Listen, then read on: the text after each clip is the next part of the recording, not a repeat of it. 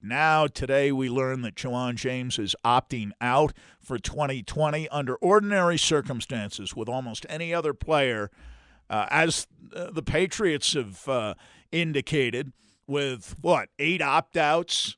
I think it's 8 right now. We have his teammates say for any given player, the ultimate respect for that player making a choice to protect his family. Yeah. With almost any player, you'd honor the choice they made. In this case, does it seem like a bad look to you that it is Juwan James? It is not Garrett Bowles even. It is not Elijah Wilkinson, who has an injury right now from which he is recuperating. It is not Graham Glasgow. It is not Bradley Chubb, who's coming off an injury that wiped out about 3/4 of his season a year ago. Does the fact that it's Juwan James make it a different kind of consideration? Yeah, I think so. I mean, when you look at what he did for this team last year, just the 63 snaps, and just looking at the looking at overall exactly what happened. Yeah, he gets hurt in the first game. Totally understand. But now when you watch the Houston game and he plays awesome, and you're like, man, okay, you know what? If we could keep this guy healthy, we're gonna be all right.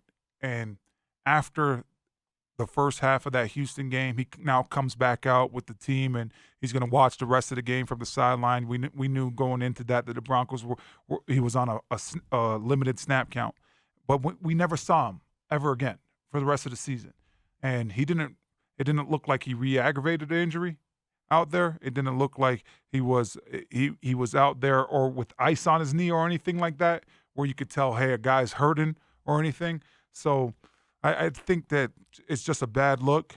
If I was a part of this Broncos organization, I'm sure that with Juwan James's opting out decision to opt out, I'm sure it's not a situation where now he's going to see $350K or $100K. You know, if I'm a betting man, Sandy, so I would bet that that's not the case with this scenario where we see other people around the league. And I know we don't know exactly how it is, but a year ago in free agency, Juwan James signed a contract that had over $30 million guaranteed. So I don't know how it changes now, but it's just bad perception. It's a bad look on his part. And if I was the Broncos, you got to start thinking about moving in a different direction, especially right now, because you don't have him for this season, and you don't want to fall into the same situation now where you were in last year with Ron Leary. This will be 63 snaps in 2 years. Yeah, where now last year, Ron Leary, for his first 2 years, didn't play 16 games.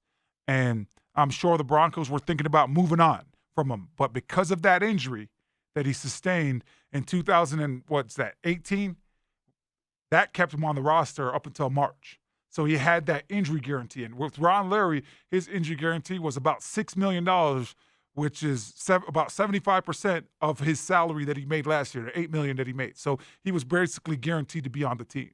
So the Broncos, you know that you got to sign Justin Simmons, right? You want to sign him. We know that we need cornerback help. I'm looking at Ron Leary's contract after this year. I'm saying, hey, we got to get rid of this thing. We got to sign Justin Simmons to a long-term deal. This guy, just whatever the case may be, I can't bank on this guy. And a big thing as well, Sandy, is real quick, is everybody continues to talk about, oh, Ron Leary plays the even years. Well, now he's not playing, right? This is the even year. He's supposed to bounce back, and traditionally throughout his career, he's played really well on the he's even played a years, lot. Or He's played a lot more. Yeah, a lot more much football. Well, now he's going to be out this year, right? So I would try to move on from that salary as soon as the end of the season.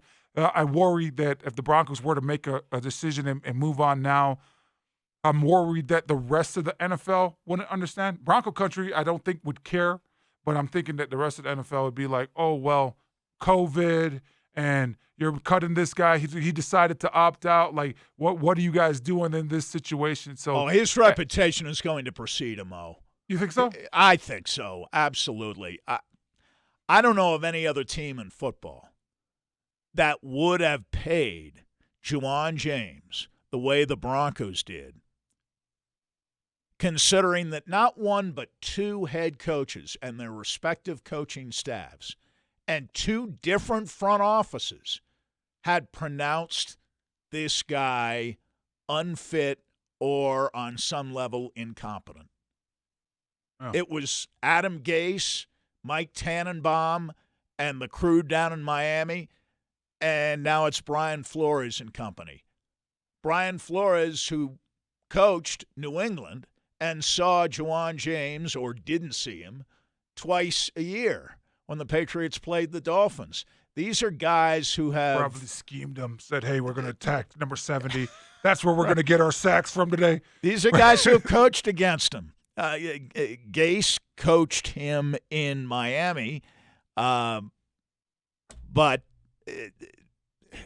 I think basically got the idea about Juwan James early on, even in 2016 when the Dolphins went 10-6. And for the Broncos to pick him up with all of the problems they've had at the right tackle position, overpaying for people who had injury histories.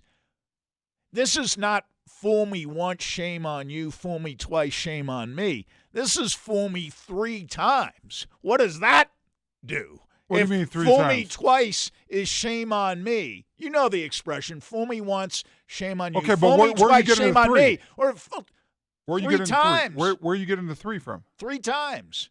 Who? Menelik Watson? Well, Menelik Watson, Donald Stevenson. That's twice. I'm going to put Ron Larry in there, so fool me 4 times. Fine. I'm just talking about the right tackle position. Ron Larry's a guard.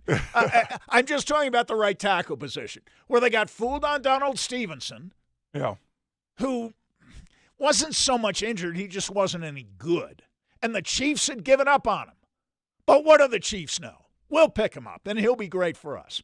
Menelik Watson wasn't that good a player with the Raiders, but the main issue with Watson in Oakland was that he was hurt a lot. So they signed him and said, he'll be healthy with us. He'll play for us. He wasn't any good, and he couldn't stay healthy here. So you get a third time a guy who really wasn't that good. And I know he was one of those guys who'd raise his game. He had a great game in 2018 against Khalil Mack. Yeah. And the Dolphins won the game, and James roused himself and summoned up an exceptional performance for that one game. Are they really in the business of signing free agents based on one game and ignoring the entire history otherwise of a particular player? Why wouldn't they? They were in the business when it was the coaching staff. Vance Joseph, leader of men, his year that he had, 1 year as a defensive coordinator, you don't got to prove a lot to get signed here, right? So I look at just the offensive line has been in shambles with the free agents. Hopefully they got it right. Hopefully they're riding that ship now with Graham Glasgow, because just his career has been a different path for when he's been in Detroit. But you look at it, it's just thank goodness, right, Sandy, that we took wide receivers back to back this year. Well, thank goodness they didn't take a tackle. Yeah. I mean, thank goodness through 10 picks, they didn't pick one single tackle. And by the way, the draft came well after COVID-19 hit and there were shutdowns, and you're thinking, some players might not be thrilled about playing, and all of that should have been a consideration. Now you've got Wilkinson, who is on physically unable to perform. Correct me if I'm wrong on any of this. Now you've got James out, and you're right. Right this second, Jake Rogers would be your starting right tackle. Yeah. Well, if that's the case, but now, ever reliable Garrett Bowles at left tackle. Yeah. Good thing they didn't draft a tackle with any of those 10 picks. And on top of that, you do not have preseason games.